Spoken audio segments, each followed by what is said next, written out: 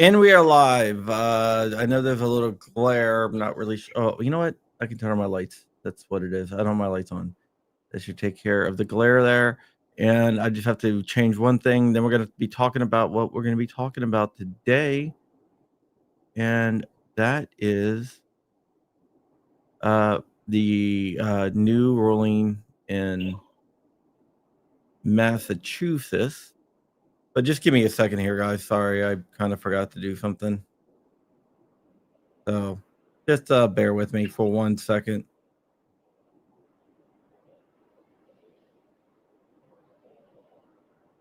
Just gonna take a second here.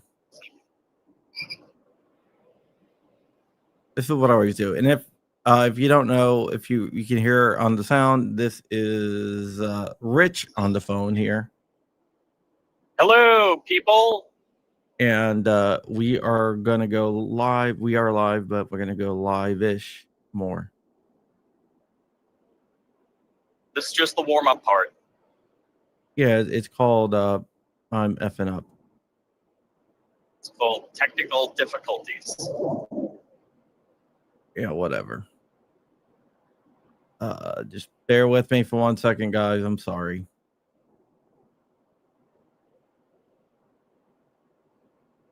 Oh, I'm in Georgia and it's 78 degrees. All right. Now I can go live here. On the other channel.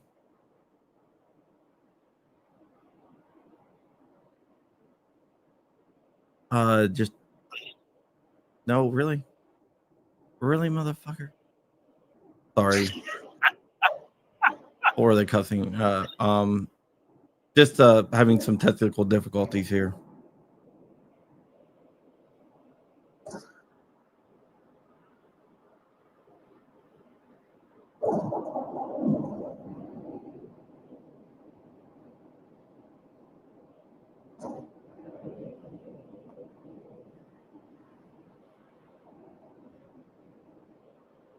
And just remove that.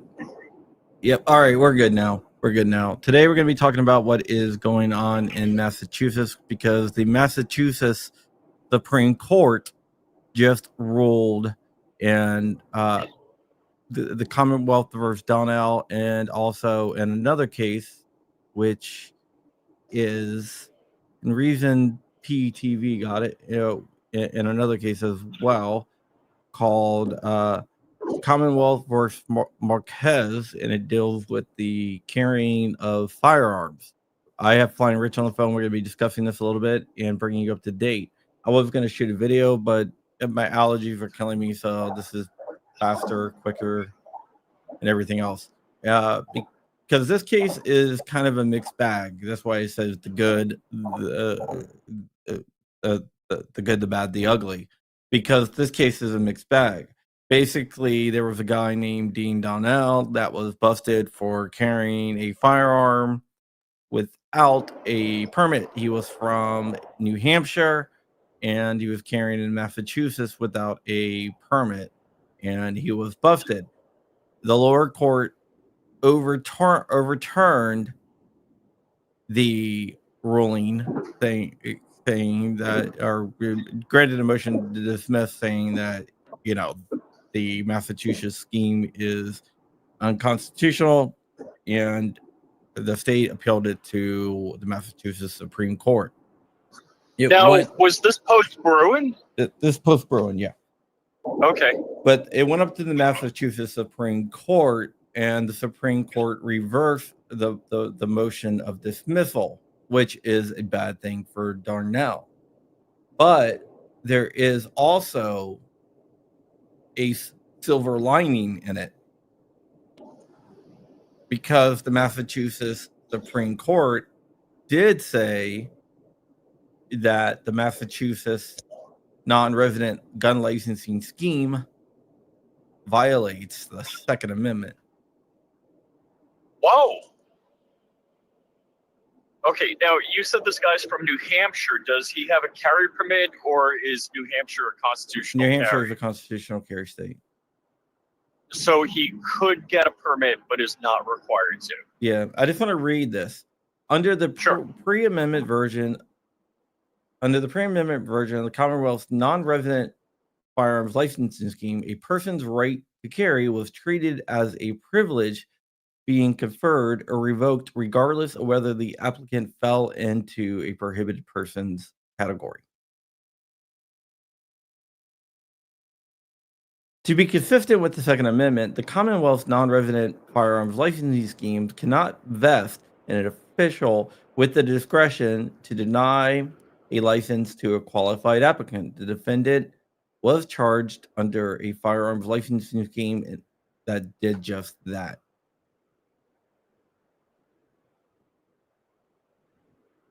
So they said you still need a permit, which is the bad thing. But in doing so, they said that Massachusetts' out-of-state permitting scheme is, and we're going to go exclusive on Rumble because I have to. Sorry, guys. But they're saying that Massachusetts permitting scheme violates the Bruin decision. But they say, but they also said that the permitting is consistent with the history and text, so there's no Second Amendment or Fourth Amendment, 14th Amendment challenge. So this is bad for the person, but some of the stuff that we got out of there is good for to a community. Now, this always, well, is the next step the Supreme Court? The Supreme Court wouldn't take a case like this, basically. Yeah, this is a state level case, but I mean, they would have to bring it to federal court. So the next step is not the Supreme Court. Oh, This is the Massachusetts State Supreme Court.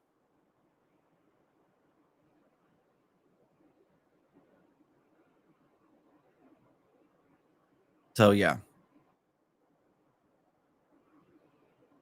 So this is a little bit different than anything else. Yeah. Because this goes to, in order to go for the Supreme Court, it has to go through other levels of federal. So this is a state level case. So even though it's a loss, I mean, I wouldn't say it's a loss. There is a loss part there that law. I mean, it would be great if they said all licensing schemes are unconstitutional. But the chances of the Massachusetts Supreme Court saying that was very little. You lost audio? Anyone else lose audio? You are a different thing. Right.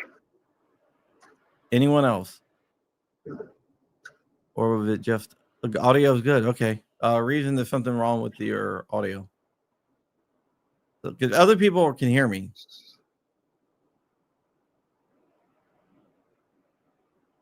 All right.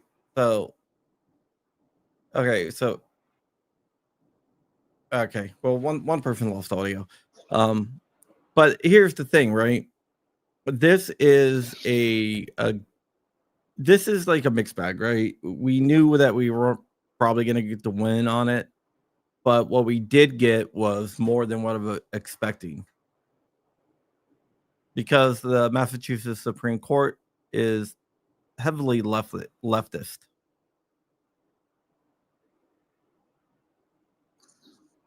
Gotcha. Because that was going to be my next question: is what's the court makeup? And just being from Afghanistan, I would have assumed what you just said. Yeah, it's really leftist. So that is one of the things that we are good of. I'm at an article that's going to break down the decision even more because there's a lot there,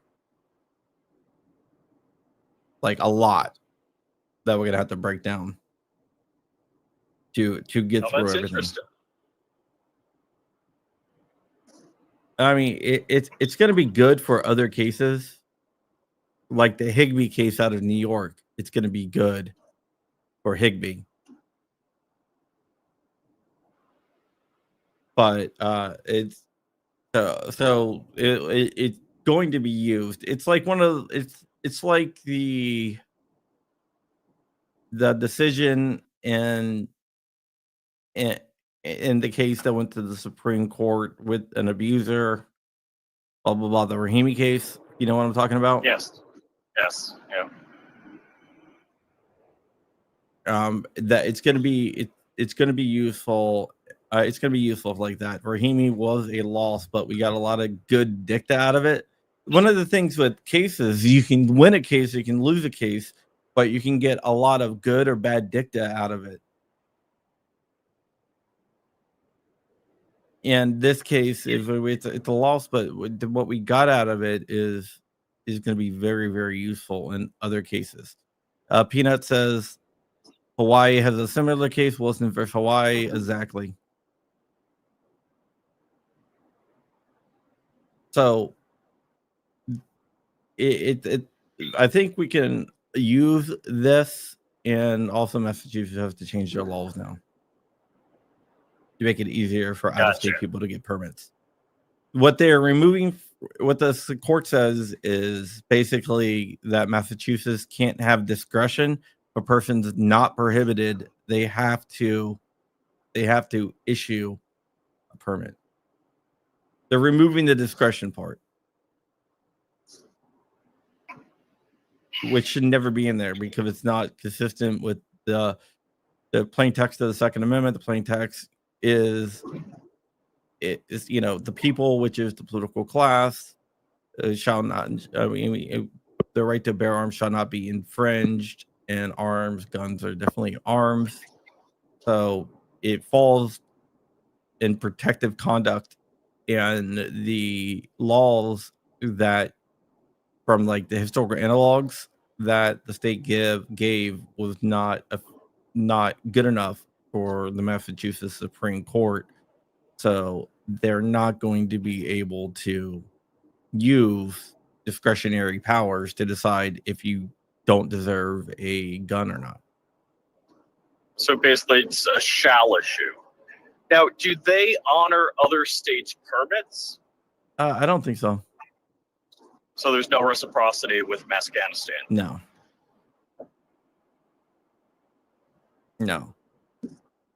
So it's a loss, but it wins. Okay. I mean, it's bad for the guy that's in trouble, but it is better for us then. But if he had no way of getting a permit, he can still argue that they violated his rights. Mm-hmm. But the argument that concealed carry permits are unconstitutional, that failed in Massachusetts. But he can still argue that he had no way of guaranteeing himself a concealed carry permit. So he still has an out. So there's no facility in Massachusetts to have a non-resident permit. Well, there's going to have to be. There was, but it was discretionary. It gave too much power. Gotcha. To the state to decide. Wow. So the state could decide, hey, you can't have a permit. You could argue Article 4 and Article 14. He did try to argue of a 14th Amendment challenge, and that was denied. An equal protection clause. Yeah. So that was denied. So he lost the 14th Amendment challenge, but he did raise a 14th Amendment challenge. I would like to put that out there. If that a 14th Amendment challenge arose, but he lost that. So we're gonna have to see what happens with this case. Hold on. Yeah, my allergies are getting better, but they're still killing me. I just started taking my allergy medication yesterday. It takes like 3 to 4 days to build up in my system totally. And we know all about allergies and meds. So yes, I know what you're talking about.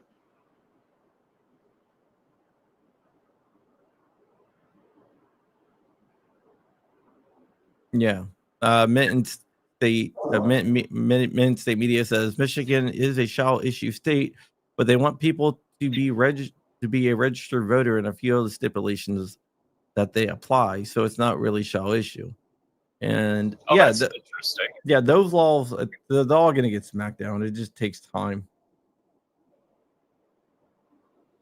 None of them are like, or it's going to be quick. But this is definitely an interesting case here. Peanut wants to know, is open carry the true right of the people? I believe that all states should be open carry. There's only 5 states that don't have any version of open carry, besides like Rich State, which is open carry if you're going hunting or fishing. Rich, if you don't know, fishing or camping. Hunting, fishing, and camping. Rich is suing the state of Florida with the help of GOA over open carry. He's fighting the case right now. He's the named plaintiff in that case.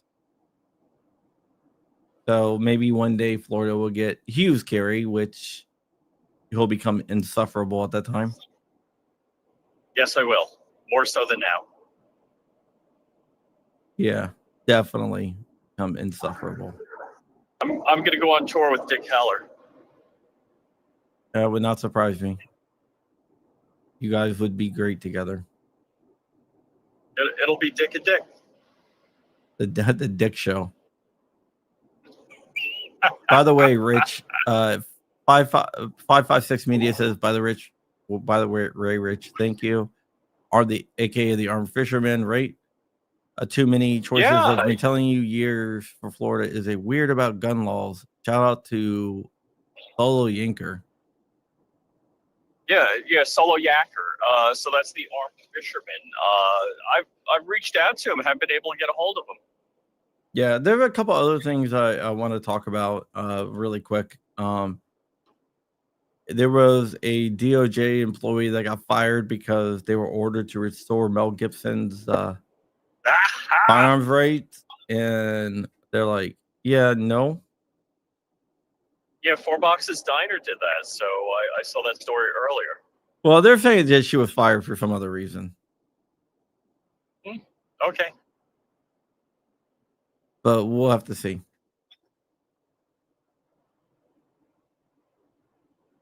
But yeah, because the DOJ is saying that she wasn't fired because she refused to restore Mel Gibson's rights. So let me ask you one question about that. So Pam Bondi led a group to figure out, hey, these people need their firearm rights restored, and they have about like 90 to 100 people. Did they look at, hey, there may be people like Matt Hoover in jail that need to be out of jail? I don't think they've actually looked at that. Wow. Hopefully they I was will. hoping to hear something about that, yeah. Hopefully they will, but right now, no.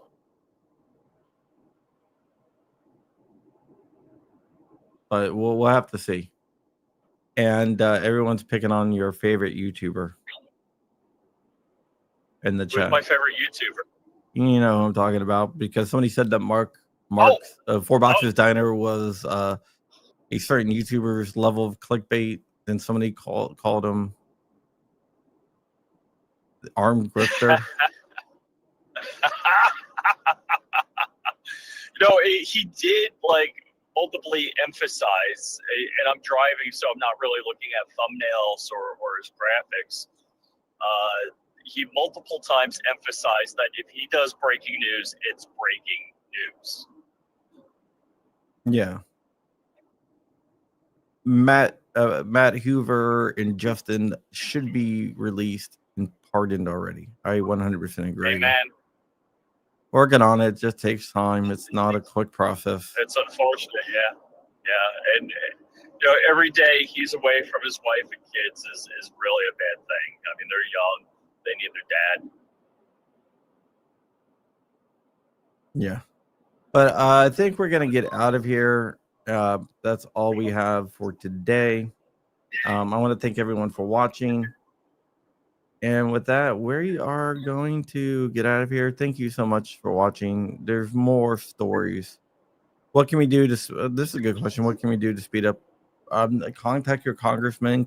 Write letters to the White House. Do everything. Public pressure. Public pressure. Yeah, the more people that make some noise about Matt Hoover, to politicians, to Pam Bondi, send a letter to Pam Bondi, send a letter to your congressmen and senators, send a letter to Kash Patel. Yeah, everyone in power. Send the letter. The more light we get on it, the better. Okay, I'll be back. We should, get the name list and post that. Yeah, I'll be back at 5 p.m. over on Rumble with a John Crump live episode. And with that, we're gonna get out of here. Johnny 3 Bar just posted the number to the Capitol Switch board. Amen, Johnny. Thank you. Johnny on the spot. And Oregon is in, and I am out.